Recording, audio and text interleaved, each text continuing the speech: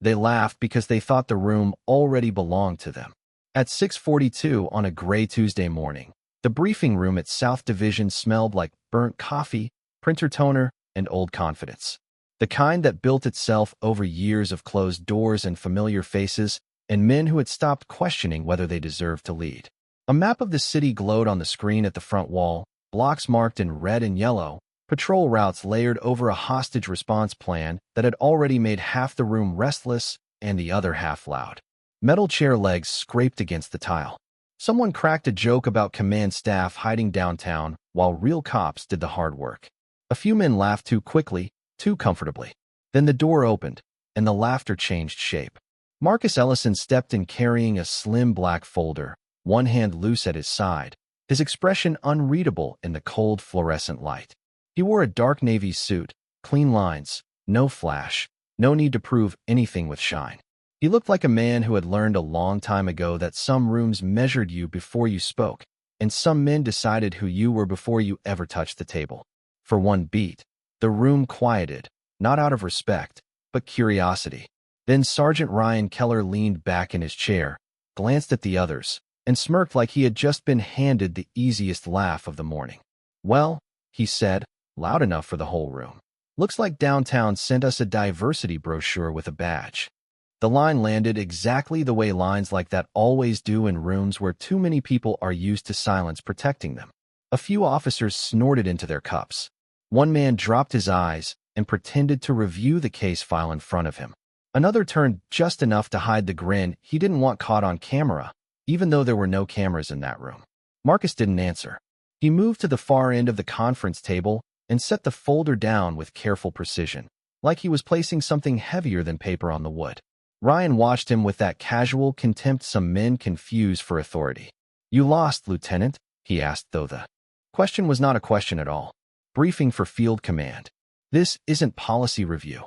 The laughter came again, thinner this time, but meaner. Marcus looked up, not sharply, not with challenge, just enough to meet Ryan's stare. His face stayed calm, but there was something in his stillness that did not match the room. Not nerves, not embarrassment, just patience. The kind that made people reveal too much if you gave them enough rope. Around him, the operation board continued to glow. A kidnapped 12-year-old girl. Last signal from a prepaid phone near the rail yard on the south end. Unstable suspect. Possible second location. The details were serious enough that the joking should have died on its own. But bias has a way of making men careless right when seriousness matters most. Dana Brooks, seated 2 chairs from the wall, noticed Marcus's eyes move once to the map, once to the timeline, once to the handwritten entry stack beside Ryan's elbow. He took in everything without touching a thing. No performance. No need. That was when she felt it first, the shift beneath the room's noise, the sense that everyone laughing had mistaken silence for weakness. Ryan kept going, because men like Ryan always do when they think the crowd is still with them. "Hope you're not here to slow this down," he said. "We've got a live operation, not a seminar." Marcus rested one palm lightly on the table and finally spoke, his voice even and low enough that the room had to quiet itself to hear him. "Who cleared the south access point?" he asked. The grin on Ryan's face held for another second, then faltered just slightly. "Excuse me." Marcus's gaze returned to the map. "If your suspect has eyes on the west cameras and the alley gate is still unsecured, your entry team is walking into a funnel. So I'll ask again, who cleared the south access point?" And just like that, the room that had been laughing a moment ago began, for the first time that morning, to listen. For a few seconds, nobody moved. The hum of the projector suddenly felt louder than the room itself, and the stale air inside South Division seemed to press down on every shoulder at the table. Ryan Keller straightened in his chair and gave a dry laugh that sounded forced now, like even he could hear the difference between a joke that landed and one that had gone too far. He tapped the end of his pen against the printed operation sheet in front of him and looked around as if waiting for someone else to answer for him. No one did. Marcus Ellison remained where he was, one hand near the folder he had brought in, his eyes on the city map glowing against the wall. The screen showed the rail yard in blocks of muted color, with patrol units marked by numbered circles and a projected containment perimeter drawn too tightly around a corner warehouse that looked simple only from a distance. Dana Brooks shifted her attention from Ryan to the board. She had studied enough command briefings over the years to recognize when someone was asking a procedural question and when someone was exposing a blind spot. This was not theater. This was a fault line. Ryan finally cleared his throat. South access is being handled by Unit 12, he said, trying to recover his tone. Perimeter goes active in 8 minutes. We have eyes on the east side and coverage on the main vehicle gate. Marcus nodded once, not impressed, not dismissive, just listening. And the service lane behind the freight office? He asked. Ryan frowned. What about it? Marcus lifted his gaze toward the upper corner of the projected map. No marked unit. No secondary confirmation. If your suspect has used the old drainage cut near the freight office before, that lane becomes your exit, not your containment. A ripple of discomfort moved around the table. One of the younger officers leaned closer to the screen, then flipped through the packet in front of him. Another reached for the typed intelligence summary and stopped when he realized the reference Marcus made was not in the summary at all. It was in an older incident memo, one that had not been circulated in the quick printout version Ryan had distributed. Dana noticed that too. Ryan noticed that she noticed. The room had changed now. The cheap confidence was draining out of it, replaced by something harder and more honest, uncertainty. Deputy Chief Harold Whitman still had not arrived. And without his presence the chain of command felt strangely suspended, as if everyone were waiting for gravity to decide where it belonged. Ryan tried to reclaim the room anyway. We have enough coverage, he said. This is a fast-moving operation, not an academic exercise. Marcus turned his head just enough to look at him directly. A 12-year-old girl is somewhere inside that radius, he said, his voice calm, steady, almost quiet. Fast is not the same thing as prepared. That landed harder than anything else he had said. Nobody laughed this time. Across the table, Sergeant Elena Ruiz lowered her coffee cup and looked back at the board with a sharper expression. Dana folded her hands and studied Marcus more closely. There was nothing dramatic about him, nothing inflated, nothing trying to dominate the room. But there was discipline in the way he spoke and detail in the way he watched. He was not guessing. He was not grandstanding. He was already commanding the room without being given permission to do it. Then Marcus reached for the dry erase marker beside the projector console, paused, and looked toward the closed door as footsteps approached from the hallway outside. The brass handle turned. Every head in the room shifted at once. And in that instant, before a single word was spoken, Ryan Keller seemed to understand that the morning was no longer moving in his direction. Deputy Chief Harold Whitman stepped into the briefing room with the kind of presence that did not need volume to control a space. He was in his late 50s, broad through the shoulders, gray at the temples, his expression carved into the hard neutrality of a man who had spent 3 decades watching people reveal themselves in moments just like this. He carried no folder, no coffee, no wasted motion. The room rose halfway out of instinct, then settled again when he gave a small motion of his hand. His eyes swept once across the table, taking in Ryan Keller at the front, Dana Brooks near the wall, the operation board still lit with the rail yard plan, and finally Marcus Ellison standing beside the projector with a marker in his hand and a silence around him that felt earned. Whitman did not ask what he had walked into. Men in his position rarely needed to. He had heard enough from the hallway, and the temperature of the room told him the rest. We are behind schedule, he said evenly. So let us get clear and move forward. Ryan straightened and opened his mouth as if to resume control, but Whitman cut across him with a glance that shut the effort down before it formed. Then he turned toward Marcus. Lieutenant Ellison, you have the room. The words were not loud, but they landed with the force of a door closing. For 1 second, nobody breathed. Then the reality of it moved through the room in quiet stages, shock first, then recognition, then the kind of embarrassment men try to hide by looking at paper.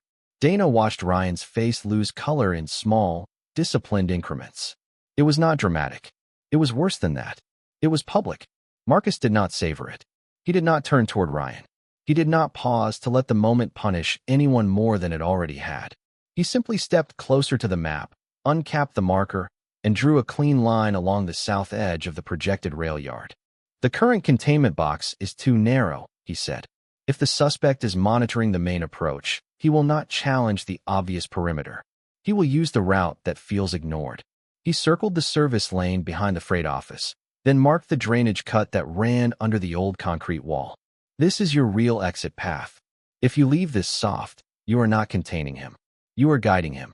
A younger officer near the end of the table leaned forward so fast his chair clicked against the tile. Elena Ruiz reached for her notes and began writing. Dana looked from the map to Marcus's face and realized what had bothered her moments ago was not mystery. It was precision. He knew this case from the inside out, not as an outsider dropping in from a desk, but as someone who had already lived with the details long enough to see what others had rushed past. Whitman remained near the door, arms loosely folded, saying nothing now. He did not need to. The room was learning. Marcus kept going, voice measured, every sentence clean and deliberate. He reassigned 2 perimeter units without asking permission, shifted surveillance coverage to the south corridor, and ordered verification on all body camera feeds before deployment. No theatrics, no swagger, just command shaped by responsibility. We are not going to rush because the clock is loud, he said. We are going to move when the plan stops gambling with a child's life. The fluorescent lights buzzed overhead. Somewhere down the hall, a phone rang twice and stopped. Inside the room, the old social gravity had broken apart. The same men who had laughed when Marcus entered were now following the line of his marker across the map, as if it were the only solid thing in sight. Ryan Keller sat rigid, one hand flat on the table, eyes fixed forward, learning the humiliating difference between being the loudest voice in a room and being the one person everyone trusts when the stakes become real. And as Marcus laid out the revised strategy with calm authority, Dana Brooks understood something simple and painful at the same time. They had not failed to recognize leadership because it was hidden. They had failed because they were looking through the wrong lens from the very start.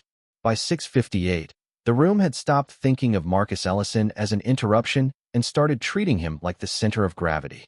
The revised map was already changing hands in printed copies, and the easy arrogance that had filled the briefing room less than 20 minutes earlier had been replaced by clipped responses, sharper posture, and the quiet urgency that comes when people realize the margin for error is smaller than they thought. Marcus stood at the front with one hand on the edge of the table, reviewing assignments with calm precision. Unit 12 would shift south. Ruiz would oversee perimeter confirmation. Brooks would coordinate the secondary surveillance feed and verify all incoming updates from dispatch against the revised route analysis. Nobody objected. Nobody joked. Even the air felt different now, as if the room itself had decided that childishness had expired and only competence could remain. Ryan Keller, however, was not built for quiet humiliation. He sat, still for nearly a minute, jaw tight, fingers pressed flat against the table, trying to survive the moment without losing more ground than he already had. But resentment in men like Ryan rarely stays buried for long. It searches for a new uniform to wear, something that sounds procedural, something that hides ego behind concern. When Marcus reassigned tactical lead on the outer corridor to Dana Brooks and instructed Ryan to remain on logistics coordination until the perimeter was stabilized, Ryan looked up slowly, his face controlled but his eyes hard. "With respect, Lieutenant," he said, putting careful weight on the title now that he had no choice. "You walked into this room 10 minutes ago. You have not been on the ground with this team. You have not worked with these officers. And now you are changing operational control based on paper, not field reality." The room went still again, but this time the silence had a different edge. This was no longer mockery. This was challenge. Dana kept her eyes on Marcus, wondering whether he would finally show the anger everyone had earned from him and that nobody in the room could honestly say he did not have a right to feel. But Marcus did not rise to it. He did not harden his voice. He did not embarrass Ryan back. He simply looked at him the way one professional looks at another when emotion is threatening to drag the work off course. "I reviewed every call log, surveillance note, patrol supplement, and scene photograph from the last 14 days, Marcus said. "I also reviewed the original traffic stop involving the suspect's cousin, the failed warrant service from Monday, and the unlogged statement from the freight yard attendant your team did not include in the condensed packet." Several heads turned at that. Ryan's posture changed by half an inch. It was enough. Marcus continued, his tone steady. "Field reality is exactly why I am changing this plan." He picked up the revised assignment sheet and set it in front of Ryan, not aggressively, just directly. "You were building for speed. I am building for recovery. Those are not the same thing. Whitman remained near the doorway, watching with the unreadable expression of a man who understood leadership well enough to know when to let a lesson complete itself. Dana saw Elena Ruiz glance toward Ryan, then back to Marcus, and in that brief look there was something like shame. Not because anyone had been caught making a tactical mistake. Mistakes happened. They always would. The shame came from realizing how quickly the room had dismissed the one person who had actually come prepared to protect the mission. Ryan inhaled slowly through his nose.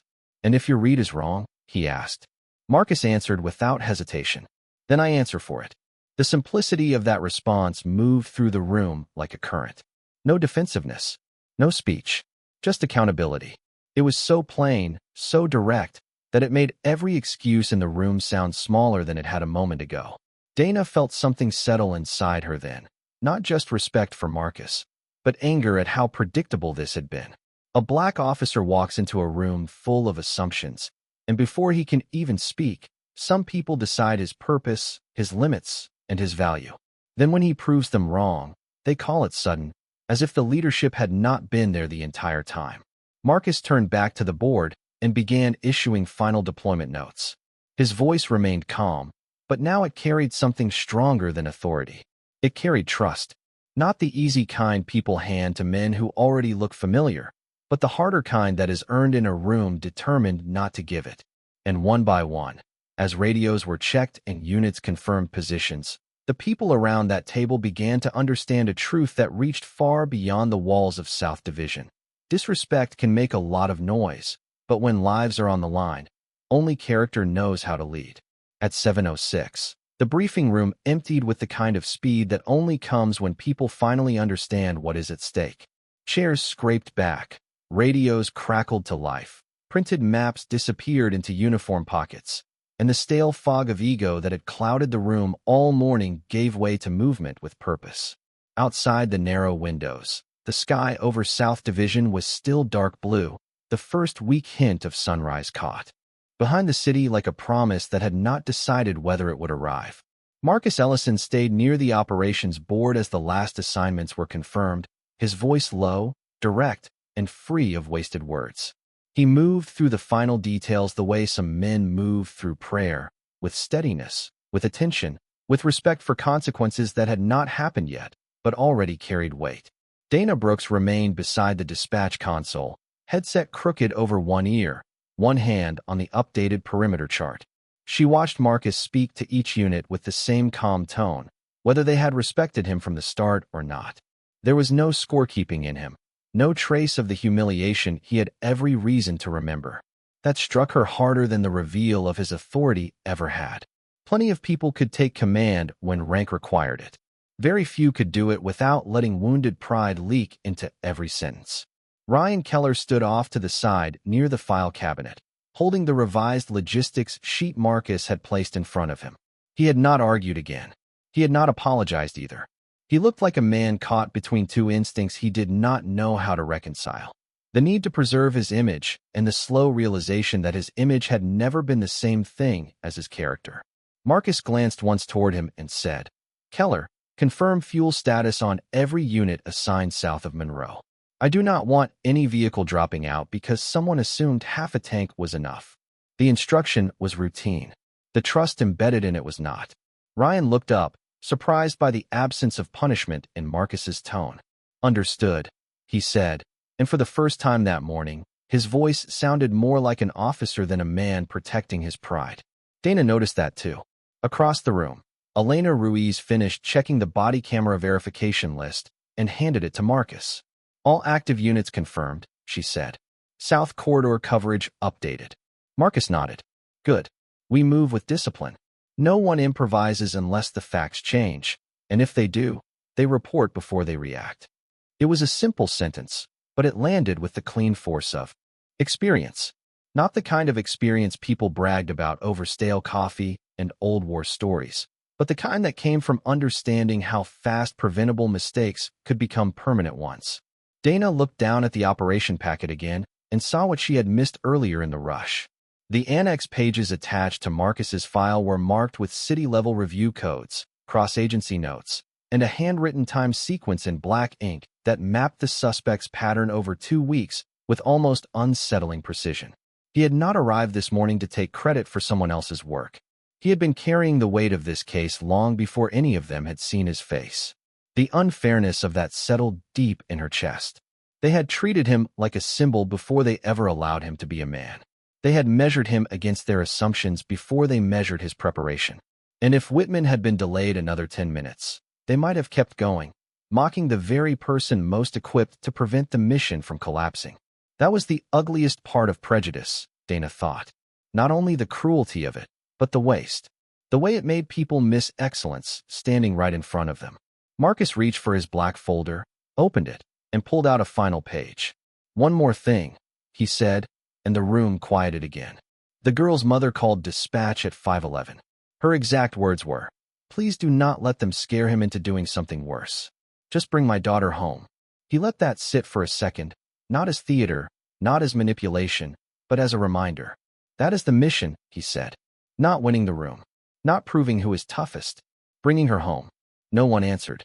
They did not need to. The words had stripped away every false priority left standing.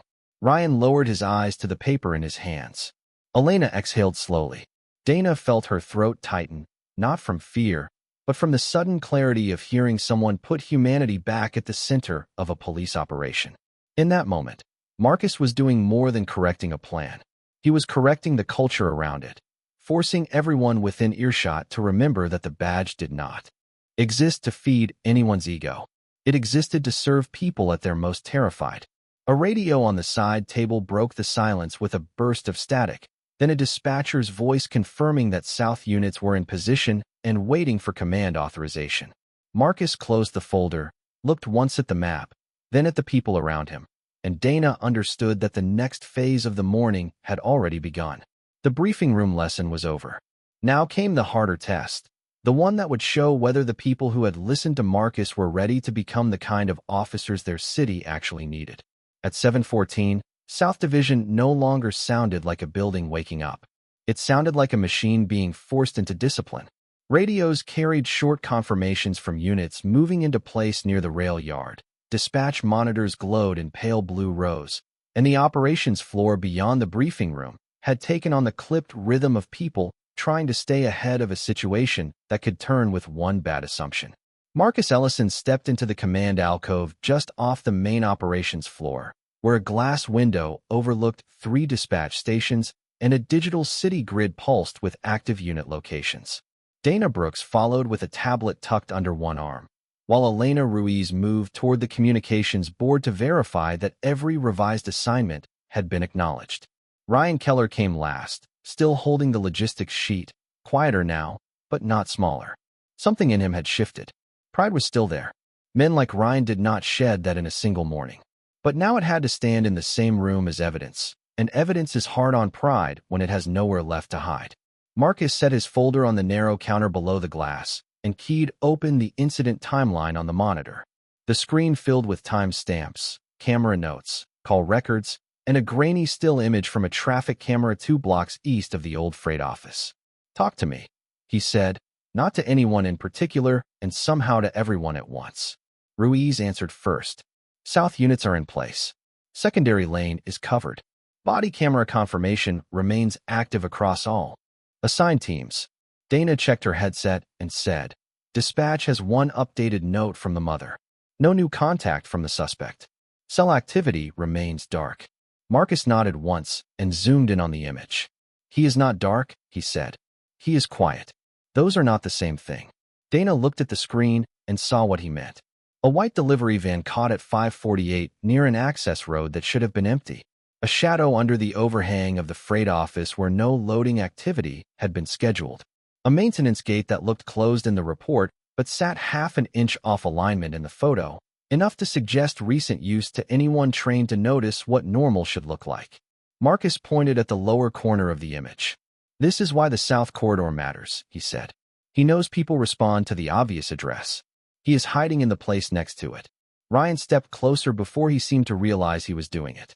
"That could still be unrelated vehicle traffic," he said, but his tone had changed. It was no longer the tone of a man dismissing Marcus. It was the tone of an officer working through facts. Marcus did not punish the change. He welcomed it by answering directly. If it were unrelated, the gate would have reset fully. It did not.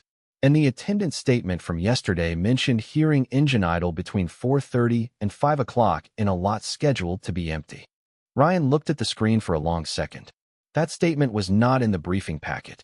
Marcus glanced at him. No, he said. It was in the supplemental notes attached to a report no one prioritized because the witness was 71 years old and spoke too slowly for people in a hurry. The words were calm, but they cut clean. Not because Marcus raised his voice. Because he did not. Dana felt the truth of that settle over the alcove like another layer of fluorescent light. The whole morning had been shaped by the same disease in different clothing. Deciding too quickly who mattered, who knew enough, who deserved patience, who belonged in the center of the room. It was not just about race, though race had sharpened everything from the first second Marcus walked through the door. It was also about arrogance, about the habit of writing off voices that did not come wrapped in the form some people were used to obeying. Marcus tapped the monitor again, then turned slightly so all three of them could see both the screen and him. Listen carefully, he said. This operation succeeds if every person involved resists the urge to be impressed with themselves. No one freelances. No one forces a moment because they want to own it. We keep the perimeter honest. We keep communication clean. And we remember there is a child at the center of every decision we make. The radios crackled almost on cue, and a dispatcher called out that Unit 12 had visual on movement near the maintenance shed, but no confirmation yet. Dana's hand tightened around her tablet. Elena looked toward Marcus. Ryan held still, all the old swagger gone from his face now, replaced by something far rarer and more useful, attention. Marcus pressed the transmit key and answered in the same steady tone he had used all morning. Unit 12, hold position and observe. Do not close distance. South corridor remains priority. Report what changes, not what you fear. He released the key and looked back at the monitor. Outside the glass, phones rang, keyboards clicked, and the city kept moving as if none of this were happening at all. But inside that command alcove, something had already changed in a way none of them would be able to forget.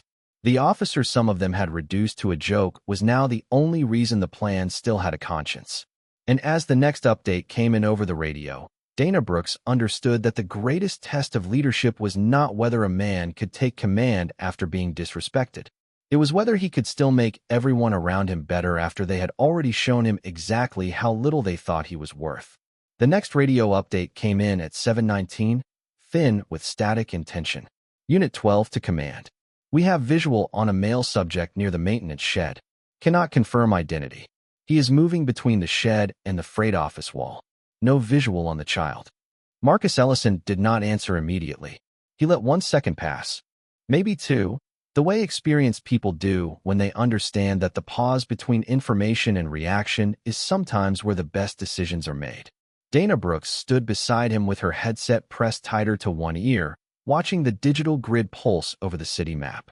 Elena Ruiz had one hand on the communications board, eyes moving between incoming unit markers and the South Corridor overlay Marcus had drawn less than 30 minutes earlier. Ryan Keller remained to Marcus's right, silent now, reading every update as if he were trying to relearn the job from first principles. Marcus pressed the transmit key. Unit 12, maintain visual only. Do not compress the perimeter. Unit 7, shift 20 yards west and hold behind the utility fencing. No sirens, no spotlight, no unnecessary movement. His voice stayed level, not cold, not warm, simply disciplined. The kind of voice people trusted because it did not perform urgency just to prove it could feel it. Through the glass wall of the alcove, the operations floor seemed to contract around the moment. Even the dispatchers had gone quieter, their fingers moving across keyboards with the care of people who knew every keystroke might ripple outward into the field. Dana checked the latest note feed and saw a small but important update come through from a traffic camera 1 block south of the rail yard. A gray sedan had passed the outer road twice in the last 7 minutes, slow enough to suggest surveillance, not transit. She handed the tablet to Marcus without speaking. He studied the image, then looked back at the board. He may not be alone, he said. No one argued. At this point, the room had learned the cost of underestimating his instincts. Marcus keyed the channel again. All units, command update. We may have a support vehicle outside the primary radius. Maintain low profile. Secondary containment expands 1 block south. Ruiz, coordinate with traffic and cut any approach that gives them a clean exit. Copy, Ruiz said, already moving. Ryan looked at the map, then at the traffic still on Dana's tablet. If there is a second driver, he said carefully, the maintenance shed might be a staging point, not the holding point. Marcus turned to him, and for the first time all morning there was the faintest trace of approval in his expression. That is exactly right, he said. The words hit Ryan harder than any rebuke could have. Dana saw it happen in real time. A man who had spent the morning measuring Marcus by bias was now being recognized by the same man for finally doing what the job required. Thinking clearly instead of defensively. That was the thing prejudice never understood. It did not just wound the people it targeted. It made cowards and fools out of the people who held on to it. Marcus enlarged the southern edge of the map and pointed at a narrow strip of cracked pavement running behind the old office annex. If he believes the north and east are the obvious pressure points, he keeps the child where he can move fast and disappear faster. The shed is a decoy.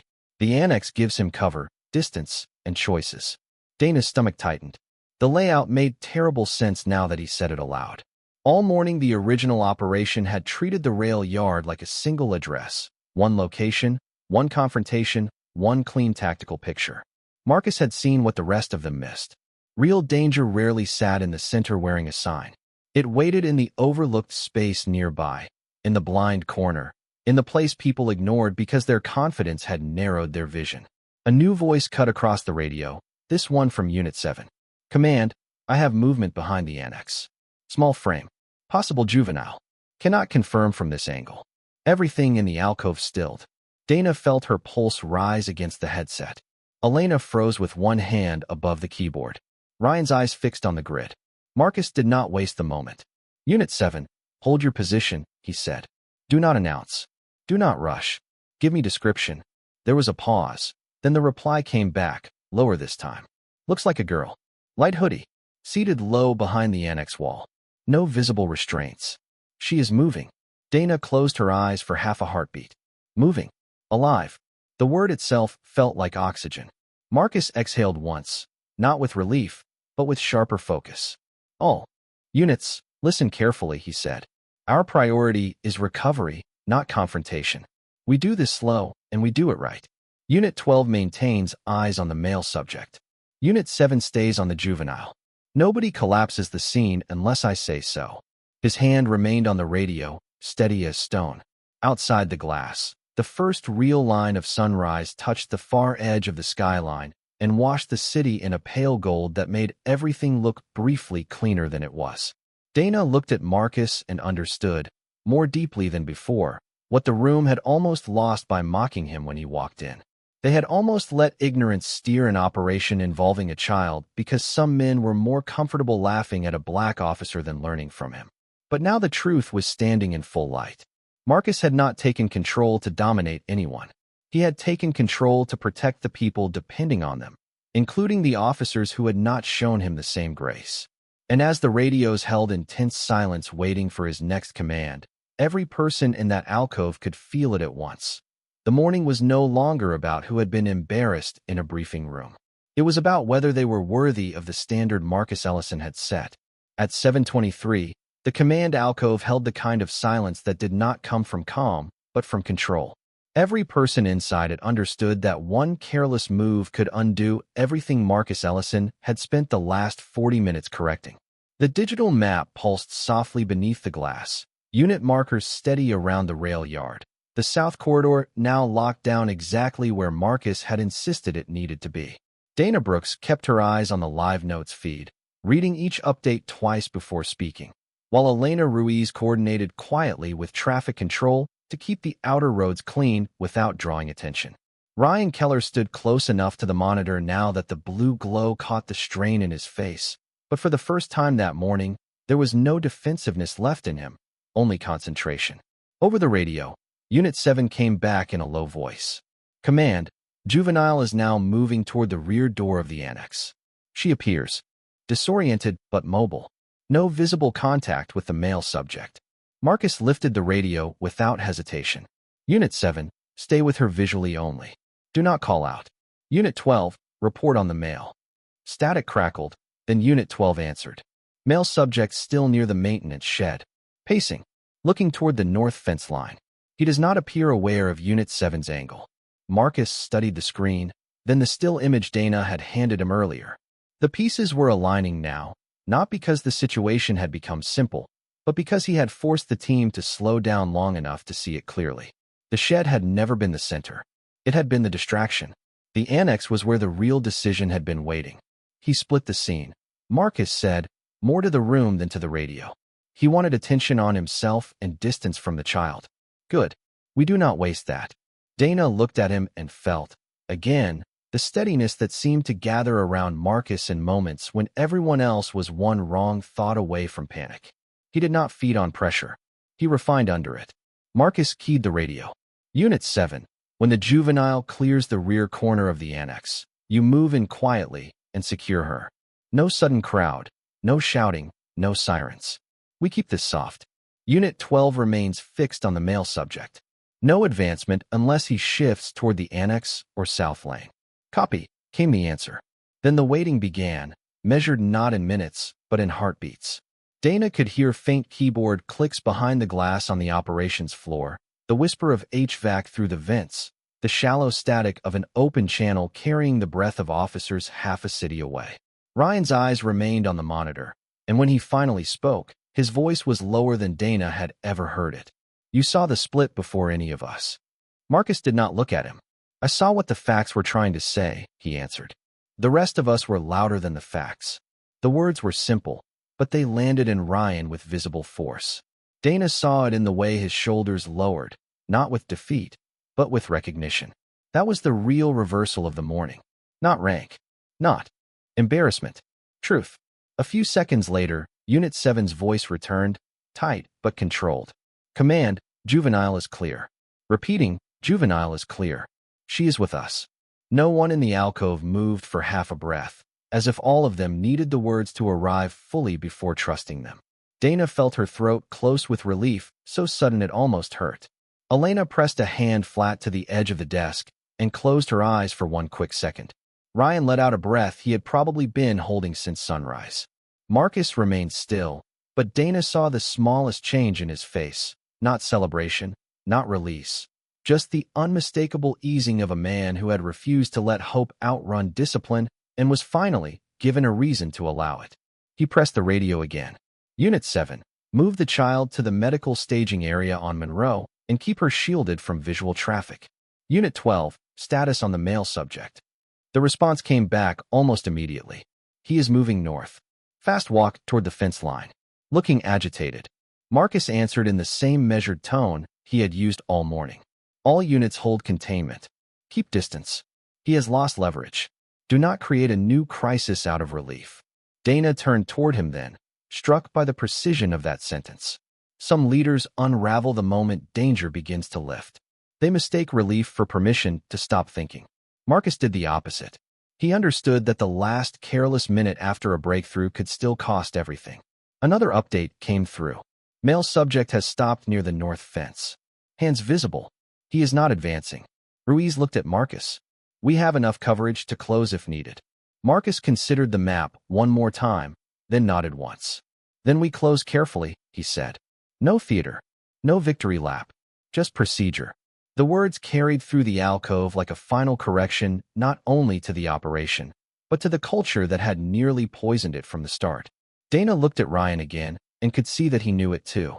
The man he had mocked in the briefing room had not just protected a child and stabilized a mission. He had shown every officer around him what professionalism looked like when ego was stripped away. In the glow of the monitors and the first full light of morning, South Division seemed briefly transformed, not into a perfect place, but into an honest one. A place where the wrong person had been underestimated, and the right person had answered not with revenge, but with excellence. And as Unit 7 confirmed that the girl was safe and breathing steadily in the back of the recovery vehicle, Dana Brooks understood that the real lesson of the morning would outlast every report written after it. Respect is not proven by how loudly a room reacts when power walks in. It is proven by whether you can recognize character before a crisis forces you to. By 7:41, the hardest part was over, but nobody in South Division acted like that meant the morning had become easy. The girl had been recovered and moved to medical staging on Monroe. The suspect had been contained without the operation collapsing into panic. The revised perimeter had held exactly where Marcus Ellison said it would, and the officers who had once laughed at him were now following his final instructions with the kind of quiet attention that only comes after certainty has been broken and replaced by truth. Inside the command alcove, the monitors still glowed with active units, but the edge in the room had changed. It was no longer the sharp anxiety of not knowing whether they were too late.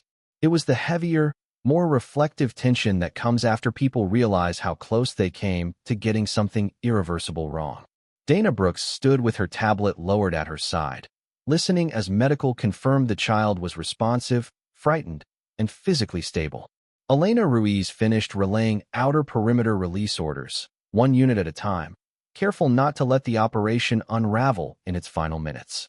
Deputy Chief Harold Whitman had returned to the alcove without anyone noticing exactly when, and now he stood near the glass with both hands in his coat pockets, saying nothing, watching everything.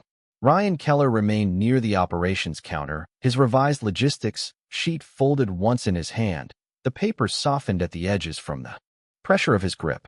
Marcus took the last radio update, acknowledged it, and set the receiver down with the same calm precision he had carried into the room at dawn. No drama, no visible triumph, just completion. He looked once at the board, then at Ruiz, then at Dana. "Good work," he said. It was not a speech. It was not empty praise handed out because the morning ended well. It was recognition with weight behind it, and that made it matter more. Dana felt it immediately. So did Ruiz. Even Ryan seemed to straighten under it, though he had done the least to deserve comfort from Marcus that day. Whitman stepped forward at last. "The child is safe because command did not rush to impress itself," he said, his voice carrying across the alcove and into the open operations floor beyond. "Let that be remembered before anything else is." Nobody answered. They did not need to. The words settled over the room with the force of a record being set straight in real time. Ryan looked down at the folded sheet in his hand, then back up at Marcus. For a second it seemed as if he might say nothing, the old instinct for self-protection still trying to save face one last time. But some mornings strip a man down to the truth whether he likes it or not. "Lieutenant," he said, and his voice was rougher now, less polished, more honest, "I was wrong." The alcove went very still. Dana turned just enough to see Marcus clearly. There it was, the moment lesser men wait for. The apology after the humiliation. The opening to return shame with interest. But Marcus did not reach for it. He did not make Ryan stand smaller than he already did. He held his gaze and answered in a voice so even it made the whole room listen harder. "Then learn from it," he said, "because next time the person you underestimate may not have enough authority to survive your first impression." The sentence landed deeper than any insult could have. Ryan nodded once, slowly, as if the truth of it had reached a place in him pride could not block anymore. Dana felt the air shift again, but this time it was not tension. It was clarity. That was what Marcus had brought into South Division from the first moment he walked through the door. Not just rank, not just preparation. Clarity. About the mission. About leadership. About the ugly cost of deciding who belongs in a room before they even speak. Outside the alcove windows, morning had fully arrived. Sunlight spread across the city in pale gold bands, touching the tops of cruisers in the lot, the brick walls across the street, the flag near the station entrance that moved only slightly in the cold spring wind. Everything looked ordinary again, and maybe that was part of what made the lesson so powerful. No headlines could fully explain what had happened in that briefing room before dawn. No report would capture the sound of men laughing at a black officer because their assumptions were louder than their discipline. No summary line would hold the full weight of what Marcus had done when he was handed control of the same room that had tried to diminish him. But the people who stood there would remember. Dana would remember the stillness in him. Ruiz would remember the discipline. Whitman would remember who led when ego was removed. And Ryan Keller would remember most of all that a badge did not make a man larger if his character stayed small. Marcus gathered his folder, glanced once toward the monitors, and prepared to move on to the next set of reports waiting for him. That was the final thing that stayed with Dana, long after the radios quieted and the operation numbers were entered into the system. He did not need the room to admire him. He did not need revenge to feel restored. He had walked into contempt and answered with competence. He had stepped into disrespect and turned it into accountability. He had taken a room that saw color before character and forced it, for one necessary morning, to face the difference. And as South Division settled into the tired silence that comes after crisis, one truth remained standing stronger than rank, louder than mockery, and cleaner than pride. They laughed when he entered because they thought power looked familiar. They listened when he led because lives were on the line. And by the time the sun rose over the station, everyone in that building understood what should have been obvious. From the beginning, real authority does not beg to be recognized. It reveals itself the moment character is tested.